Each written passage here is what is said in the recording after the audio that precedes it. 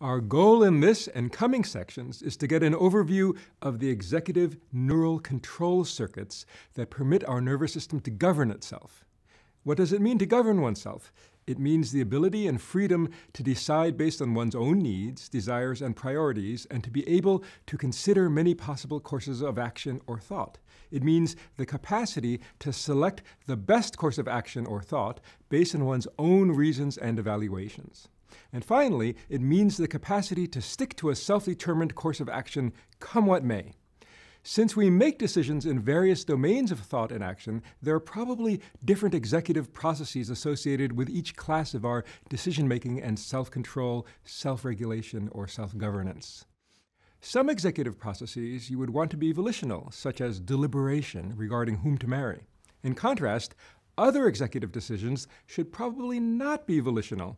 As an example of the latter sort, an animal that could will to make something that smells disgusting smell delicious might then go eat it and then get sick and die. There are good and ancient reasons why we cannot will to make vomit or feces smell good, or will to find visible indicators of genetic dishealth or low fertility attractive. Genes that permitted that kind of volitional control got weeded out long ago. Conversely, what smells good is also probably in part innately programmed in our genes.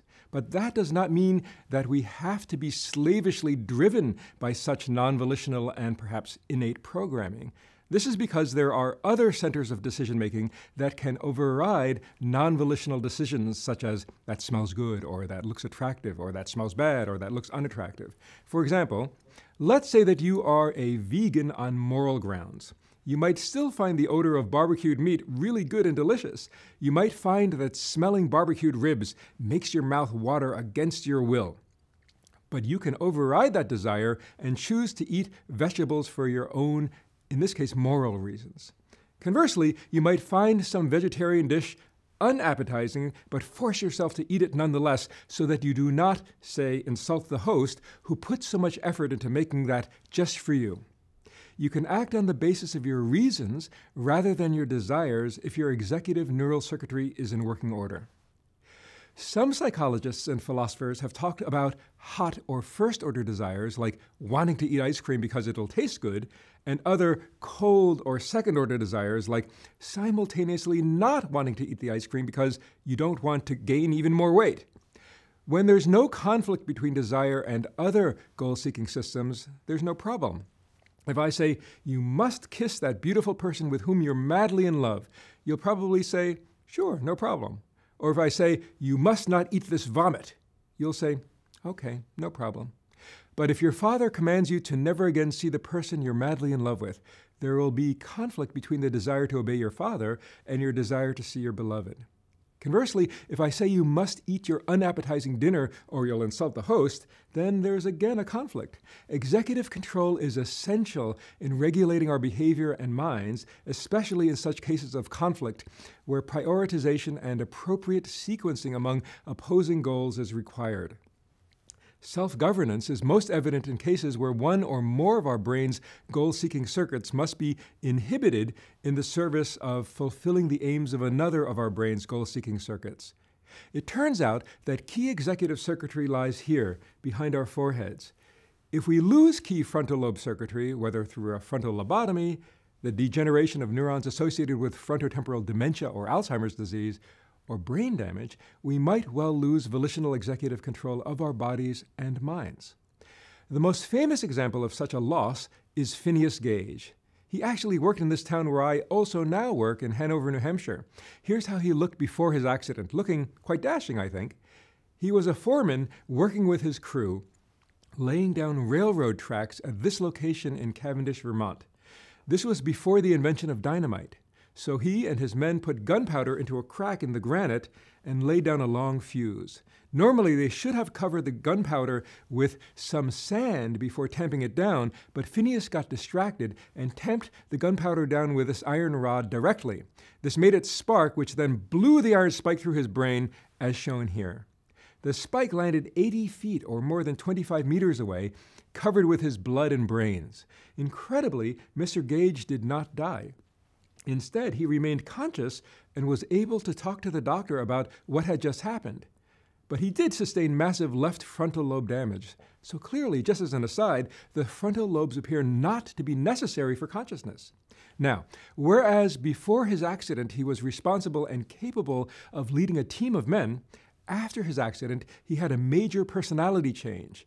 Basically, he lost executive control of his desires and became unable to govern himself, especially in the social and emotional domains. He became impulsive, belligerent, impatient, overly emotional, and disrespectful of social conventions. He screamed at people, he groped them, took what he wanted, and became basically a total jerk. What does the case of Phineas Gage teach us? At one level, we all have an internal Phineas Gage that's being held in check by our capacities to self-govern and inhibit ourselves. That capacity is realized here. We all have multiple goals at the same time, and these have to be prioritized and sequenced correctly if we are to reach our highest level goals and not undermine them. We can feel various bodily desires at the same time. For example, we can feel thirsty, tired, hungry, and feel in need of cooling down, all at the same time. In addition, we can feel various emotions at the same time. We can feel angry and ashamed and afraid all at the same time. Then we can also have immediate cognitive goals. For example, we might want to finish making dinner as quickly as possible and pay attention to an ongoing conversation as well as we can, both at the same time. And we can also have longer-term cognitive goals like wanting to get into college or travel to Chile, as Phineas Gage did after his accident. Given that we can simultaneously pursue numerous goals and sub-goals, how can we organize our planning to optimize the fulfillment of these different goals? And given that we have desires, emotions, conscious perception of the world, and the inner virtual reality of our imagination, we surely have to have ways of regulating within and between these different classes of our mental existence as well. We need ways to regulate our emotions, our desires, our thoughts, and our actions. Not surprisingly, the brain appears to have developed specialized neural circuitry for each of these domains that is tantamount to having modular mental organs specialized for these various capacities. Each such mental capacity involves its own internal processes of regulation, control, and prioritization, and executive control processes govern the prioritization of processes across these mental organs. If we lose the capacity for such control, we might become like Phineas Gage, or a disinhibited frontotemporal dementia patient, or we might be like a 2-year-old with temper tantrums and impetuous wants that need to be filled right now. We all begin life unable to govern ourselves well, but with practice, feedback, and the wiring up of executive circuits behind our foreheads, we get better at governing ourselves. With enough practice, we can even attain self-mastery.